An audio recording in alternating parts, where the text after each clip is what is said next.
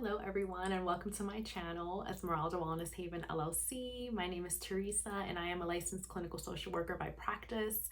My hope for this channel is to be able to develop a sense of community with my audience, and also to be able to share my goals and aspirations when it comes to Esmeralda Wellness Haven.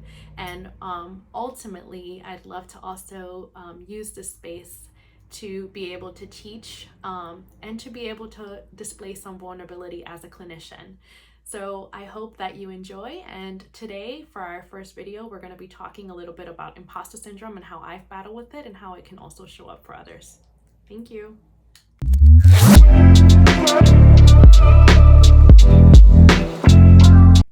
Imposter syndrome. What is that? I've heard that term all over the place, from social networking events to professional environments to social media to just conversations with friends and family, to every single place I've heard it like just come up. And also within my own life, I've heard it come up. So for me, I feel like it has shown up in a lot of spaces where I've been wanting to flourish or to share an idea or to be able to apply for a certain role that I feel that I'm highly qualified for, but for some reason it's inhibiting me and holding me back from being able to apply in that. And it's basically your sense of self and your ability to feel that you can fulfill and that you can be in these type of environments and these roles, because something within you is making you feel like you're not good enough for these type of roles. Even though you have the resume, the qualifications, the schooling, the education, like everything lines up perfectly, but our sense of self inhibits us from being able to perform and to be in these type of leadership roles. It could be leadership roles, it could be any type of role that you're looking to be in. And for some of us, we kind of stay stuck in that type of thinking to the point where it really holds us back from being able to apply for certain positions in our life, to opening businesses, to navigating these creative ideas that you have. It really gets in the way of us being able to do the things that we most desire and we most want. So it doesn't give us a seat at the table. And how can something like this really impact you? Well, let me tell you. So for me personally, it's gotten in the way of me being able to apply for certain positions.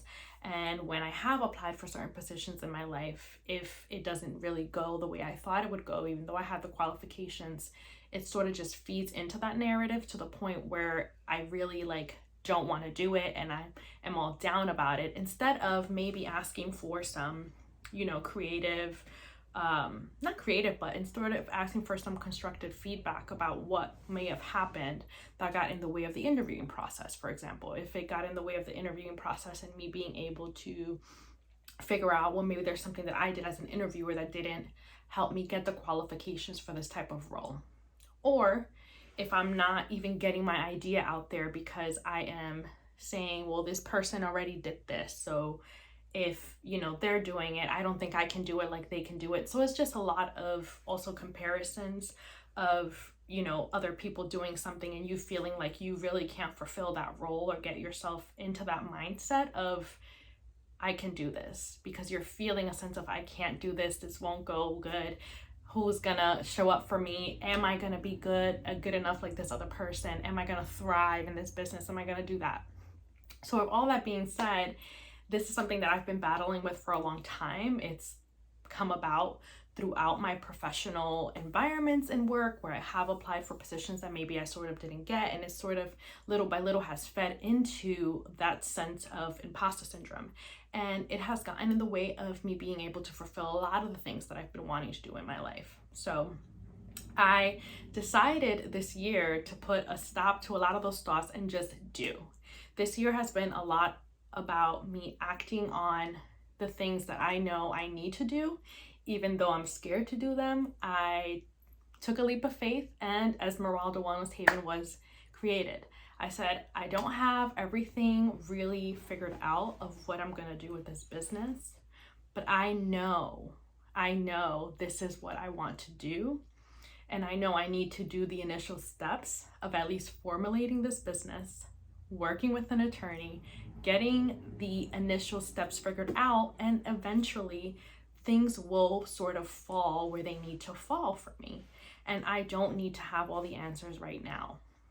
And Esmeralda Wellness Haven, LLC was finalized, it was done, it was branched, it was open. And do I have it all figured out? Absolutely not. I mean, I went on a podcast shortly after opening it. I couldn't really say what I was, going to do, what type of clients I was going to have, where to reach me, where that, and it doesn't matter. I think even in that situation, like going on the podcast, I was scared to say like, well, I don't really have a website yet. I don't really have this figured out. I don't really have that. But you know what? The step of actually formulating the business was done. And that is something that, took a lot for me to do. It took years for me to be able to take that leap of faith and actually do that part of the business. And that's one of the most important and most crucial steps of being able to open a business, is to really work on the paperwork, the legality of it, and formulating that, and everything else falls into place. Like, you don't need to have it figured out right away. So I knew that, with Esmeralda Wellness Haven, I had a calling to do this specifically because of my grandmother's passing. Like, I knew that I've always been in the helping profession, and I thrive in being able to help people. That's no news to me, no news to my family, no news to even my action steps throughout my life. I've known that this is where I thrive, and for me to serve people and help people is where I feel most fulfilled in life. And with my grandmother passing, I know that I needed to really figure out ways of honoring her. And everything that I've so far accomplished in my life has been because I've had my grandmother's guidance. And one of the biggest things that she was trying to instill in us as a family was the importance of heritage, the importance of culture, the importance of understanding how our culture drives, and also taking in my femininity and really understanding what big of a role I have as a woman to be able to teach and lead in our family, to also be able to teach and lead in our communities, because my, grandmother was a medicine woman, and that was, a big role in itself. It was a lot of things that she learned, not from the books, not from, being able to engage so much with her family, but actually understanding the community needs. Like, my grandmother had barely any schooling, but she became a crucial healer in the community that we lived in Dominican Republic. And a lot of people looked up to her for healing, for advice, for herbal medications, for being able to understand diets and how they can impact your health. Like, it was a lot of public health related things, and little did she know she was engaging in social work or public health. Like, she didn't know she was doing these things, but these are the type of things that I grew up seeing, and I honored and loved that about my grandmother. And I think, as a lot of us, when we lose people, it's sort of when we sit down and we think like, wow, like all this time passed, and there's so many things that I wish I did differently. There's so many things that I wish I considered and thought about. And the best way that I can do that for me in my healing and in my grief is to really honor her through Esmeralda Wellness Haven, and understanding how these things that she's taught me and instilled in me can be given back to the community like she has. And although I'm doing it in a larger scale and in a professional way, and not so much in a sense of community, I'm looking to actually do that as well through her herbal medicine teachings. And I've been able to do that by taking classes. That was another step I took. Like, can I be a badass herbalist like my grandmother?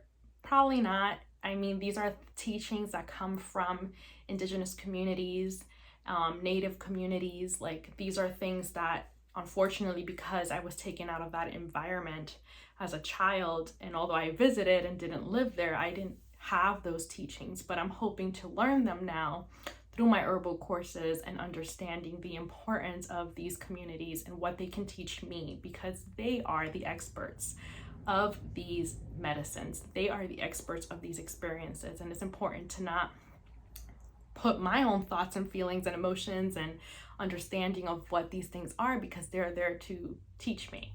So my goal is to let the medicines kind of teach me and understand them, and also these communities, connect with these communities so that I can better understand how to apply these herbs and these traditions into my life, into my practice, into my teaching, into my family, and hopefully carry on this legacy that my grandmother has left for me. So although I'm not cured from imposter syndrome, and every day I sort of battle with it every single day, trying to understand how it plays a role in my life, I'm really trying to push myself to not think about I can't do this or I won't do this, but I need to do this. I have to branch out and put myself there, because my creativity is being paused, is being hindered by my thoughts, right?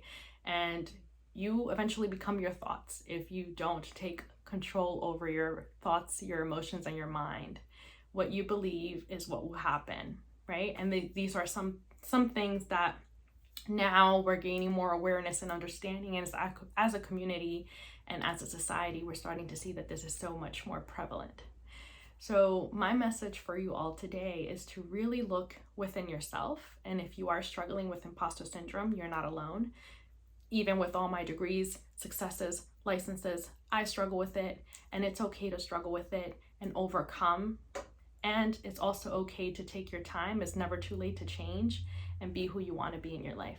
I love you all. Thank you.